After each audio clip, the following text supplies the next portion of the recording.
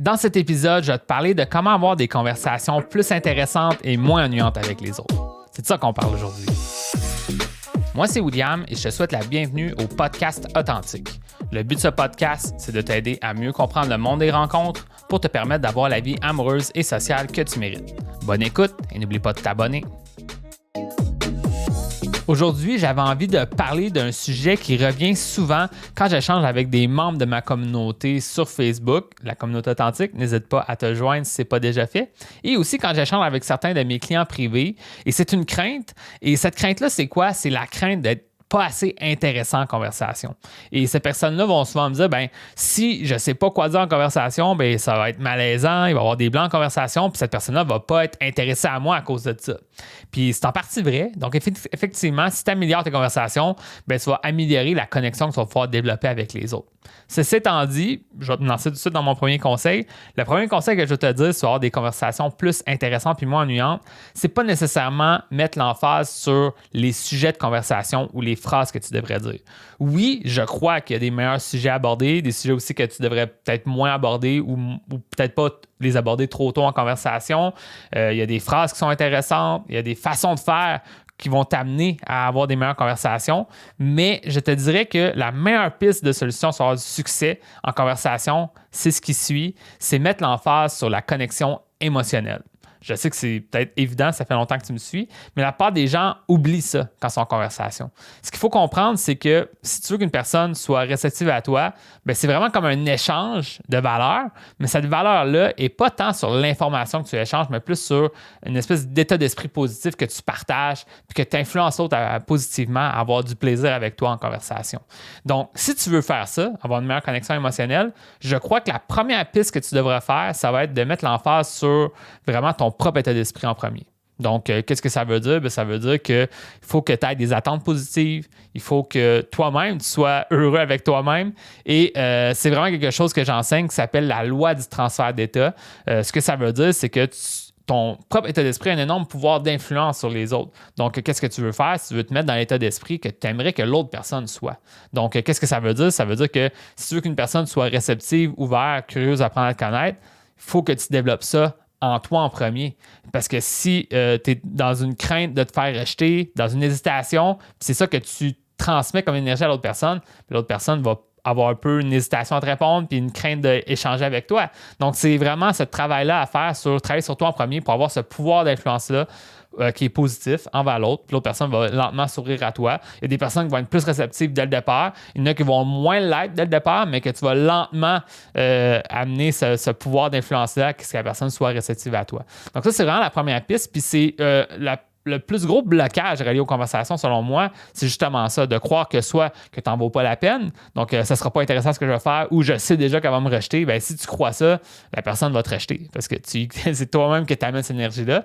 Puis l'autre point, ça serait peut-être de juger l'autre personne. Donc, te dire, cette personne-là est ci, elle est ça. Puis là, vu que tu apportes déjà un jugement sur l'autre personne, l'autre personne, elle va juste concrétiser qu'est-ce que tu crois. Donc, moi, ce que je préférais que tu fasses, ce serait que tu sois comme un éternel optimiste puis que tu dises, cette personne-là m'a l'air intéressante, elle m'a l'air sociable, je vais aller lui parler. Peu importe qu'est-ce qui arrive, tu essaies de transférer cette espèce d'influence positive-là pour que l'autre personne soit réceptive à toi. Donc ça fait vraiment une énorme différence. Puis un autre truc que je peux te donner, que j'enseigne dans mon programme, j'appelle ça le désir de connecter. Donc c'est cette croyance-là que toi-même, tu vas avoir en toi, d'avoir envie d'apprendre à connaître l'autre personne, d'avoir ce fun-là d'apprendre à connaître l'autre personne. Puis quand tu partages ça à une autre personne, souvent, l'autre personne va être beaucoup plus ouverte à échanger avec toi. Donc ça fait vraiment une énorme différence. Puis peu importe ce que tu vas parler, il va y avoir un plaisir d'échanger ensemble. Donc ça, c'est la première piste que je veux te donner. Maintenant, qu'est-ce que je peux dire vis-à-vis de ça ensuite? Si on part sur l'aspect émotionnel, ce que j'appellerais, ça serait vraiment offrir de la valeur. Donc, offrir de la valeur, c'est quoi? C'est de justement partager des bonnes émotions. Puis, une des pistes que je peux te donner qui est comme un peu plus technique, ça serait de dire que tu vas faire des affirmations puis poser des questions en conversation. Puis, quand tu fais des affirmations, c'est souvent une façon d'offrir de la valeur. Puis quand tu poses des questions, c'est comme une façon de retirer de la valeur de l'autre personne.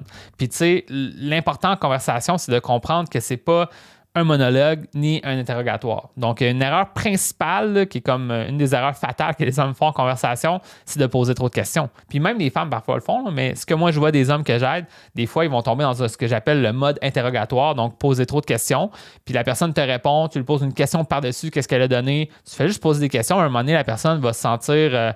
peut-être un peu sur la défensive parce qu'elle se sent comme interrogée au lieu d'avoir des bons échanges. Donc, vraiment, une des pistes sur le mode interrogatoire, ça serait de comprendre que si une personne, tu lui poses une question, bien après, tu commentes sa réponse, tu amènes une énergie positive face à sa réponse, tu la félicites d'avoir dit ça, ou tu sais, je sais pas comment, il y a quelque chose où est-ce qu'il y a un effet comme tu lui donnes un certain feedback sur qu'est-ce qu'elle te donne. Si tu fais juste reposer des questions, la personne, elle peut se sentir pas assez valorisée que vous apprenez à vous connaître parce que tu fais juste poser des questions. Donc ça, c'est un des points importants. Puis de l'autre côté, bien, si tu fais trop d'affirmations, selon moi, c'est une bonne piste d'amener plus d'affirmations en conversation. Par exemple, tu racontes des anecdotes, des trucs comme ça, c'est très intéressant.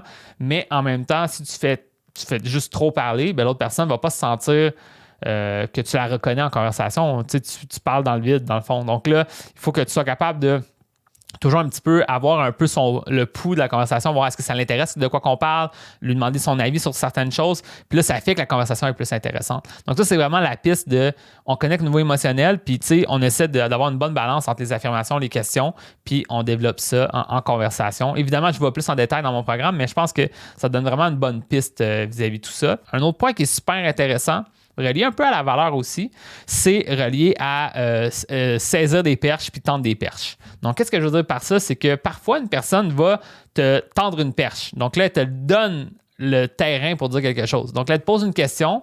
Exemple, est-ce que ça a été difficile de trouver le stationnement?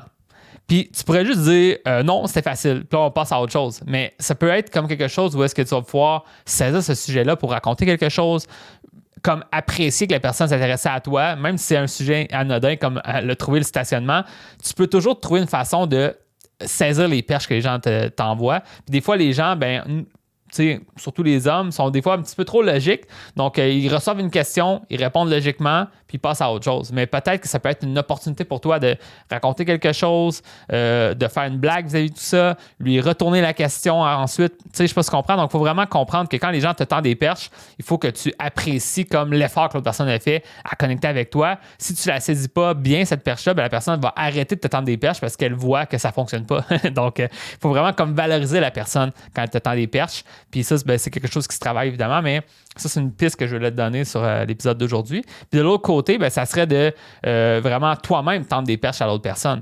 Donc, en apportant de la valeur, en faisant des affirmations, en faisant comme parfois même t'exclamer de certaines choses ou vraiment amener une espèce de valeur émotionnelle à ce que tu fais dans ta conversation, ben là, ça va tendre des perches à ce que l'autre personne va vouloir ensuite répondre à ça. Et là, c'est là que ça fait des bons échanges. Encore une fois, il y a plein de façons de tendre des perches en conversation, mais juste de comprendre ce principe-là que toi-même, tu tends des perches, l'autre personne va les saisir, l'autre personne aussi te tend des perches, puis toi aussi, tu dois les saisir. Puis il y a une espèce de valorisation qu'on a du plaisir en conversation qui va faire que ça va être vraiment intéressant. Puis c'est beaucoup plus sur l'aspect émotionnel que les sujets exacts que vous parlez. Tu peux passer 5 minutes à parler de c'est quoi ta sorte de pizza préférée, puis ça peut être intéressant. Donc, c'est pas vraiment le sujet, mais plus comment que tu traites du sujet, comment que vous avez des bons échanges ensemble qui va faire que la conversation va être plus intéressante et moins ennuyante. Donc, vraiment, on vous met un emphase sur l'aspect émotionnel, un peu moins logique, puis c'est là que tu auras vraiment des meilleures conversations. Maintenant, si tu aimerais aller plus en profondeur, vraiment comprendre là, comment ça fonctionne, avoir des bonnes conversations avec les autres, j'ai vraiment des ressources dans mon programme qui vont en détail sur ça. Je pourrais même échanger avec toi pour t'aider à avoir des meilleures conversations. Et je fais même parfois des ateliers pratiques pour pratiquer la conversation. Donc, tout ça pour dire que si ça t'intéresse d'en savoir plus, ben continue à me suivre parce que ou viens me voir pour avoir mon aide privée parce que ça pourra vraiment t'aider au niveau de ta conversation. Donc, that's it. Maintenant, j'espère que tu as apprécié l'épisode d'aujourd'hui. Si tu veux continuer à suivre ce podcast-là, n'hésite pas à justement t'abonner au podcast, que ce soit sur ta plateforme préférée ou me suivre sur mon groupe Facebook. Et sur ça, je te dis bonne chance dans tout ça. Puis on se voit dans un prochain épisode.